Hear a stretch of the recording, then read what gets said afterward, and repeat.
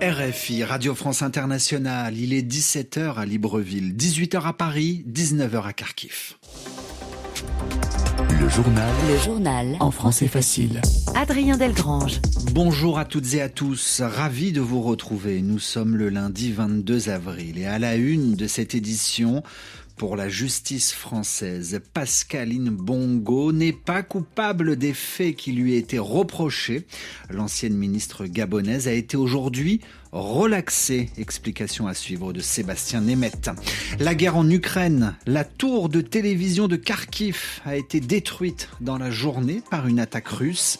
Et puis enfin, en pleine guerre entre le Hamas et Israël, reportage à Jérusalem où Pessah, la Pâque juive, est célébrée dès ce soir. Voilà pour les titres. Relaxée, Pascaline Bongo, blanchie par la justice française. La fille d'Omar Bongo et sœur de l'ex-président du Gabon, Ali Bongo, n'est pas coupable des faits qui lui étaient reprochés. Elle était jugée en France depuis 3 mois pour corruption d'agents publics étrangers. Comprendre que Pascaline Bongo était soupçonnée d'être intervenue en échange d'argent pour aider une société française à décrocher, à obtenir un marché public au Gabon. Mais finalement, Sébastien Nemeth, bonjour. Bonjour. Les juges l'ont relaxé. En effet, pour eux, Pascaline Bongo n'a commis aucune infraction, elle n'a pas violé la loi. Pourtant, le tribunal a commencé par dire qu'elle était bien un agent public étranger, ce qui était une des conditions pour la condamner. À l'époque, Pascaline Bongo était haute représentante du président de la République, qui était son frère Ali. Il s'agissait d'une fonction élevée dans la hiérarchie. Elle a été officiellement nommée. Son salaire s'élevait à 2,6 millions de francs CFA. Donc pour les juges, elle avait une vraie fonction. Elle assurait bien un service public puisqu'elle était fonctionnaire. Peu importe finalement si son frère ne lui donnait aucun travail, si sa fonction était, comme on dit, honorifique. Par contre, les magistrats ont estimé qu'il n'y avait pas de preuve de corruption. Pour eux, rien ne dit que Pascaline Bongo a utilisé cette fonction pour aider la société Aegis Route à obtenir des contrats avec la présidence gabonaise. Rien ne prouve qu'elle a utilisé son influence, son pouvoir pour que l'entreprise française obtienne des marchés publics. Peut-être qu'Aegis Route espérait que Pascaline Bongo facilite son dossier. Les juges ont dit que ça c'était possible, mais là encore, pas de preuve matérielle de corruption. Donc Pascaline Bongo, son avocate, l'homme d'affaires Frank Ping et les responsables d'Aegis Route ont tous été déclarés innocents. Ça ne veut pas dire que tout est terminé. Le parquet, c'est-à-dire le procureur, a maintenant 10 jours pour faire appel de ce jugement. Merci Sébastien. Sébastien Nemeth dans votre journal en français facile. RFI à Bangui, il est 17h03.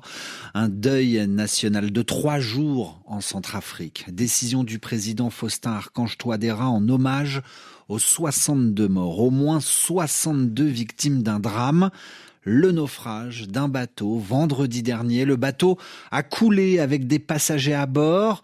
À partir d'aujourd'hui donc et pour 3 jours, tous les drapeaux du pays sont en berne. Ils ne seront donc pas hissés. Et pendant ce temps-là, les recherches se poursuivent sur la rivière Mpoko où plusieurs dizaines de personnes sont portées disparues. Le journal en français facile.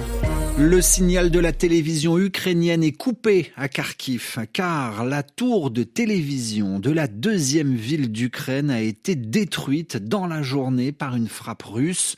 La tour, cette structure haute de 240 mètres, s'est effondrée à mi-hauteur. L'attaque n'a pas fait de victimes, indiquent les autorités régionales. L'actualité au Proche-Orient, il s'agit du premier responsable israélien à démissionner depuis l'attaque du 7 octobre. Depuis l'incursion du Hamas qui a pris Israël par surprise, le chef du renseignement militaire israélien démissionne.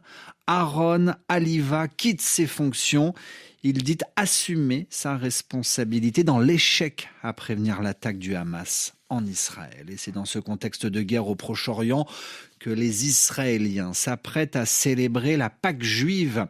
Cette fête religieuse commence ce lundi soir 22 avril et le conflit en cours avec le Hamas palestinien, mais aussi les affrontements avec le Hezbollah libanais et les tensions croissantes avec l'Iran seront présents dans les commémorations. Reportage à Jérusalem, Nicolas Benita, Guilhem Delteil. Dans une énorme marmite installée sur le trottoir, Yitzhak fait chauffer de l'eau. Pendant la Pâque, toute nourriture dite levée est prohibée, pas de pain, rien qui n'est fermenté. Et dans les maisons, toutes les traces de ces aliments doivent être enlevées. Alors ce jeune homme a monté un stand pour nettoyer la vaisselle. On ne peut l'utiliser que si nous la lavons dans de l'eau bouillante. Et si c'est un plat qui a cuit à haute température, alors nous le nettoyons avec une torche. Après ça seulement, on peut utiliser cette vaisselle pendant la fête. Jared Cohen repart avec une série de casseroles nettoyées. La Pâque est une commémoration de la sortie d'Égypte à l'époque biblique, rappelle-t-il. Et pour lui, ce sont ses plus forts cette année. C'est une libération. Nous étions opprimés par les Égyptiens et Dieu a libéré le peuple juif d'Égypte. Et cette année, ça a une résonance particulière après l'attaque de l'Iran sur Israël et après le 7 octobre. Cela a une signification particulière pour nous. Un sentiment partagé par beaucoup en Israël, témoigne Hannah Ringo, une mère de famille. Je ne pense pas que quiconque fasse son repas de fête ce soir sans penser qu'il y a plus de 100 otages qui ne sont pas chez eux. Je réfléchis à ce qu'on va faire, j'ai des photos de certains otages, ou alors je vais lire la liste de tous leurs noms, ou certains vont rajouter une chaise à table. Une chaise qui restera vide. Nicolas Benita, Guilhem Delteil, Jérusalem, RFI. Une partie de la Chine sous les eaux depuis 4 jours. Des pluies diluviennes, d'importantes précipitations frappent la province du Guangdong. C'est la plus peuplée du pays. Elle est située dans le sud de la Chine. Les cours d'eau sont montés à un tel niveau que les autorités craignent les inondations du siècle, pour reprendre leur expression.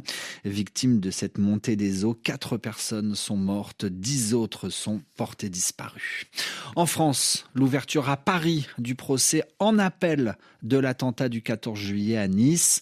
Un deuxième procès donc pour 2 proches de l'auteur de l'attentat au camion bélier sur la promenade des Anglais de Nice qui a fait 86 morts. C'était le 14 juillet 2016.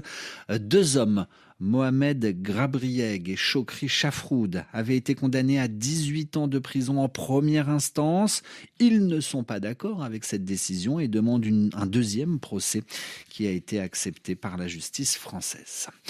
On referme ce journal par un détour en Éthiopie. C'est l'une des révélations musicales de la scène éthiopienne. Il s'appelle Djemberu Demeke.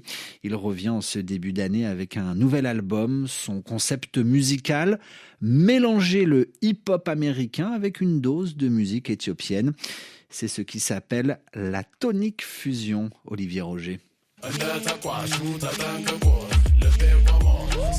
Contrairement à ce que l'on pourrait penser, la Tonic Fusion de Djemberu Demeke n'est pas un cocktail où se mélangeraient un peu au hasard différentes saveurs, mais un savant dosage d'influences qui se complètent et se répondent.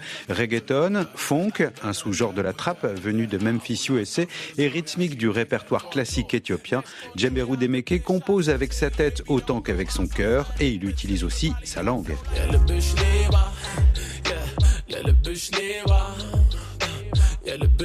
Car après avoir d'abord chanté en anglais, le natif d'Addis Abeba s'est plongé dans la richesse du patrimoine linguistique et culturel éthiopien et il s'est décidé à chanter en amharique, à la fois pour se faire mieux comprendre du public et pour utiliser les subtilités de sa langue natale. Ainsi, il a intitulé son album Essatu C. C'est l'un des 2 noms d'une même lettre de l'alphabet amharique, une lettre à 2 visages donc, qui symbolise selon lui ses propres ambiguïtés.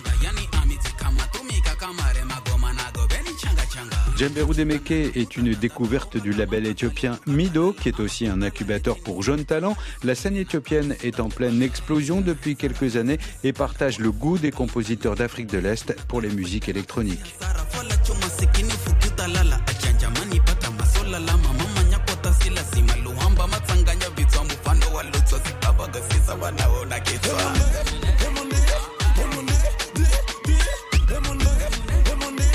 Sur ces sonorités éthiopiennes se referme ce journal en français facile, où que vous soyez sur la planète.